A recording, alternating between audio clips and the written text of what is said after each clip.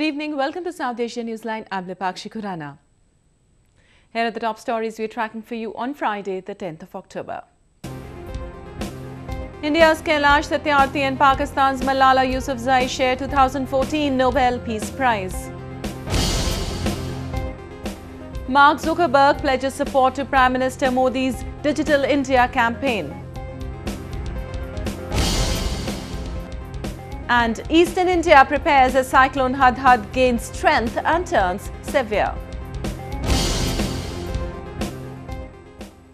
And now for all the details, Kailash Satyarthi, a child rights activist from India, was awarded this year's Nobel Peace Prize alongside Pakistani campaigner for girl education, Malala Yousufzai. The names of the joint winners were announced by the Norwegian Nobel Committee on Friday. For Kailash Satyarthi, it was a winning moment for millions of children against exploitation. He was conferred the award for showing great personal courage and maintaining Gandhi's tradition, the selection committee said. Satyarthi's New Delhi-based organization, the Bachpan Bachao Andolan, has been instrumental in fight against child labor and bonded kids.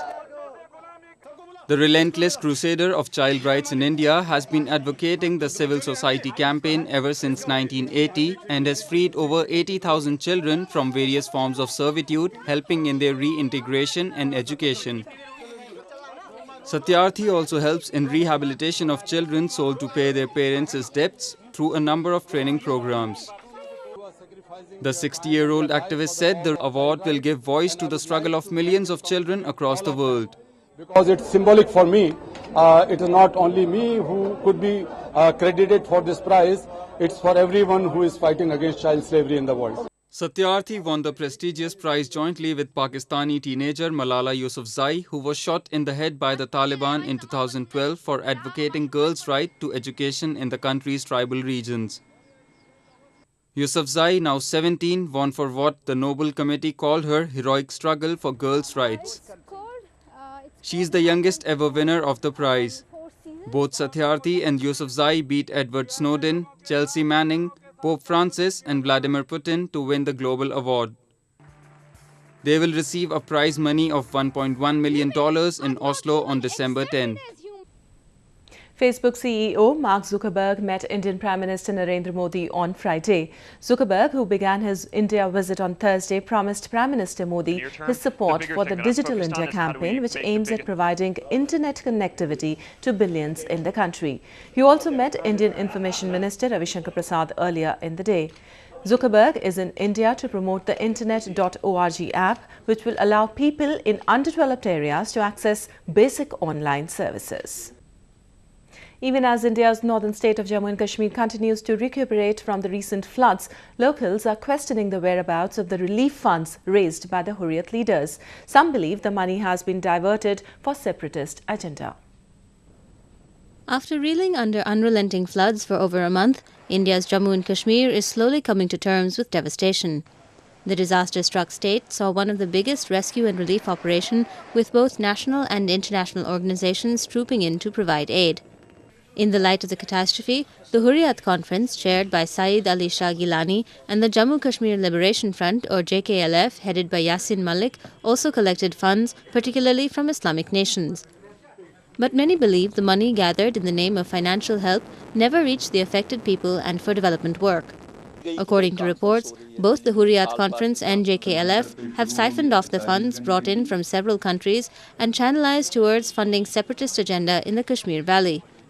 Many said Gilani and other separatist leaders are self-proclaimed voices of Kashmir and do little to stand for the rights of the people of the state. Yasin Malik और इनके गुर्गे ये क्या कर रहे हैं कश्मीर में? कहाँ इन लोगों ने लोगों की सहयोग किया? कहाँ है? इनकी जितनी मलामत की जाए, इस जब कश्मीर के जम्मू के लोग परेशान हो, उसमें ये सियासत कर रहे हैं, ये इनकी नंगी और घिनौनी चाल का हिस्सा है. Jammu and Kashmir, which was hit by floods last month, witnessed massive relief work undertaken by the Indian Army, with 30,000 troops that worked day and night to evacuate over 226,000 people to safety. The separatist organizations, however, continued to criticize the Indian government for its lack of assistance. Political leaders accused the Kashmiri nationalists for hollow claims of standing for the rights of the people here. Hurriyat से पूछना चाहते हैं कि ये राहत कार्यों में कहां पर हैं पत्थर फेंकने की जगह इनको फौज की मदद करनी चाहिए लोगों को निकालने के लिए। और उसके बनस्पत अगर ये इस तरह की गतिविधियों में अभी भी लिप्त हैं तो जम्मू कश्मीर की जनता को पुनर्विचार करना चाहिए कि कौन उनके हित में है और कौन उनके खिलाफ है। The Hurriyat and JKLF have been for many years indoctrinating separatist ideologies among the Kashmiris and championed the so-called independence of the state from Indian domain. The money that they profess to collect as zakat or charity for the Kashmiri cause often gets diverted towards holding anti-India rallies and conferences to inculcate hatred among the locals in the northern state. Internally displaced persons or IDPs in Pakistan's volatile North Waziristan have threatened to protest in capital Islamabad seeking rehabilitation. This comes despite Prime Minister Nawaz Sharif assuring that he will address their issues soon. Prime Minister Nawaz Sharif was in North Waziristan Tribal Agency on Thursday. This was his maiden visit to the region ever since the operation against the Pakistan Taliban began. He was welcomed by Army Chief General Raheel Sharif, who briefed the Prime Minister about the ongoing simultaneous air and land crackdown on insurgents. Prime Minister Sharif also visited an IDP camp in Bannu, where thousands of tribesmen are living in temporary shelters after fleeing their homes in the backdrop of the operation. He assured all IDPs that the government will soon address their problems. आपने अपना घर-बार छोड़ा इस कौम की खुशहाली के लिए, बेहतरी के लिए, और आपने अपना घर छोड़ा पाकिस्तान को दहशतगर्दी से पाक करने के लिए। आपने इस मुल्क के अंदर से ऐसे लोगों को ख़त्म करने के लिए कुर्बानी दी है जिन्होंने इस मुआशरे में तबाही मचाई हुई थी। The Prime Minister's visit to Waziristan also comes at a time when anger is growing among millions of displaced tribesmen against the government over its inaction to rehabilitate them. The Jamaat-e-Islami on Thursday set a 30-day deadline for the federal government to solve the problems faced by the tribesmen. It warned the administration, or else asked it to prepare itself for another protest at Parliament House. मैं मरकजी हुकूमत से कहना चाहता हूं कि अगर आप नहीं चाहते हैं कि एक और धरना इस्लामाबाद के सरजमीन पर हो जाए तो आइंदा 30 दिनों में IDPs के तमाम मुतालिबात को सुन लिया जाए, तस्लीम किया जाए, वरना फिर एक और धरने का इंतजार करें।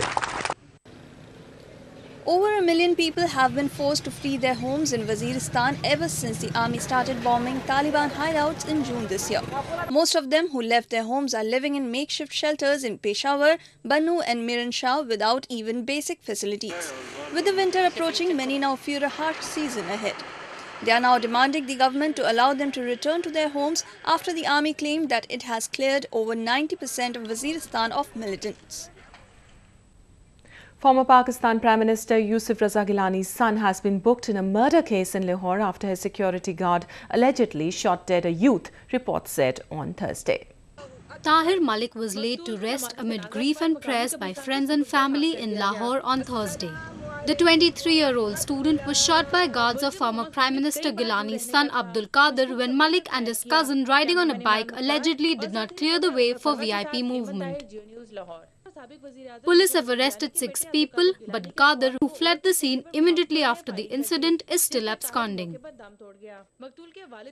An aggrieved family member of Malik has now demanded Qadir's arrest. हमें हर शख्स से, अदालतों से, पुलिस से, सूबे के वज़ीर आला से, मुल्क के प्राइम मिनिस्टर से हमें सबसे इंसाफ की तवक्को है और हम चाहते हैं कि हमारे साथ इंसाफ किया जाए। और ये जो VIP कल्चर है, हम चाहते हैं इसका खात्मा हो। आज मैं इसका निशाना बनाऊं या मेरा बेटा बनाए, कल कोई और ना बने। Yousufzai Gilani said the guards opened fire, suspecting the victim to be a terrorist since Qadir was receiving threats from some militant groups. Ali Haider, another son of the former Prime Minister who was abducted by the Taliban militants in May 2013, is still in their captivity. It was a religious getaway for Bhutan's royal couple as a magnificent ceremony awaited them on the banks of holy river Ganges. Take a look. Bhutan King Jigme Wangchuk, along with his wife Jetsun Pema, offered prayers at the Kashi Vishwanath temple in northern holy city of Varanasi on Thursday. The couple attended the famous Ganga Aarti meant to appease various deities and provide peace and happiness. The royal couple also planted a Bodhi sapling in the Sarnath temple and held prayers along with the Buddhist monks. King Wangchuk and Queen Pema had stopovers at various shrines in Varanasi. The duo, who arrived in India on Sunday, had also visited the temple town of Bodh Gaya in eastern state of Bihar earlier this week. King Wangchuk's trip to India comes on the invitation of Prime Minister Narendra Modi, who had chosen Bhutan to begin his first foreign visit as the country head in June this year. Those living along India's eastern coast are taking all precautions as Cyclone Hudhud turned severe ahead of making landfall on Sunday. A report. With the tropical cyclone Hudhud expected to intensify in the next few hours, millions of people continue to be evacuated from the eastern coast along the states of Odisha and Andhra Pradesh. Rescue teams have been deployed at vulnerable places to shift people to safer areas. 9 of Andhra Pradesh's 13 districts and 16 of Odisha's 30 districts have been put on high alert. This severe cyclonic storm is expected to hit port city of Visakhapatnam in Andhra Pradesh by Sunday. తుఫాను ప్రభావం అంటే మన 99లో జరిగినటువంటి వర్షాలు అటువంటి తుఫాను మళ్ళీ వచ్చిందని ప్రభుత్వ అధికారులు అంటున్నారు. ఆ విధంగా జరగకుండా ఉండడానికి మేము ముందుగా జాగ్రత్త పడుతున్నాం. ప్రతి బోటు వాంటర్ కళాశాలకు కూడా జాగ్రత్త పడి బోటుకి కాపలా కాస్తున్నాం. నైట్ నిద్ర లేకుండా జిట్టులో మెలకువగా ఉంటున్నాం. Hudhud, which is classified as a Category 1 severe cyclonic storm, is likely to be less severe than Cyclone Kailash, which battered parts of Odisha and Andhra Pradesh last year. Loss of human lives was, however, minimized by advance warnings and a timely evacuation before one of the strongest cyclones, Kailash, hit the coast. With the first season of the Indian Super League or ISL set to kick off on Sunday, eastern provincial capital Kolkata is already the grip of soccer frenzy. Take a look at how the city is gearing up for the big game. The city's Salt Lake Stadium is abuzz with final round of preparations as the Kolkata team is gearing up for the inaugural game. The home ground of two of the country's oldest soccer clubs, East Bengal and Mohun Bagan, will be the turf of Atletico de Kolkata for the next couple of months. The team, co-owned by former Indian cricket captain Sourav Ganguly, said they were all ready for the big league. We are ready. We are very excited to start. For us, as we spoke many times this week, is the big final. Maybe it's the start of the league, but for us it's the final. So we will try to win that final. And from then, we'll see what happens. Many said the ISL will benefit upcoming talent in the country. India ISL আসার জন্য আমরা বড় বড় প্লেয়ারদের খেলা দেখতে পারবো, উন্নত প্লেয়ারদের খেলা দেখতে পারবো। আমাদের গ্রামগঞ্জের ছেলেরা চান্স পাবে পরে খেলা দেখে খেলাতে করতে পারবো, এটাই অনেক যথেষ্ট আমাদের জন্য। ওরা এই যে ছোট ছোট ক্যাম্প হয় ওরা আসবে শেখাবে অন্তত আমাদেরকে কিছু, এর থেকে আমরা খেলাটা ভালো শিখতে পারবো আরো। The ISL, backed by some of the biggest business houses in India, is a one-of-a-kind soccer tournament in the world. It aims at popularizing the game in a cricket-crazy country. With cricketing legends Sachin Tendulkar, Indian captain MS Dhoni, along with Bollywood biggies like Hrithik Roshan, John Abraham, Ranbir Kapoor and Abhishek Bachchan co-owning various franchises, stakes are already running high. Well, that's the way it was in South Asia this evening. Before we conclude, the top stories once again. India's Kailash, Satyarthi and Pakistan's Malala Yousufzai share 2014 Nobel Peace Prize. Mark Zuckerberg pledges support to Prime Minister Modi's Digital India campaign. And Eastern India prepares as Cyclone Hudhud gains strength and turns severe.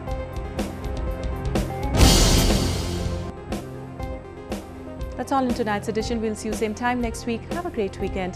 Good night.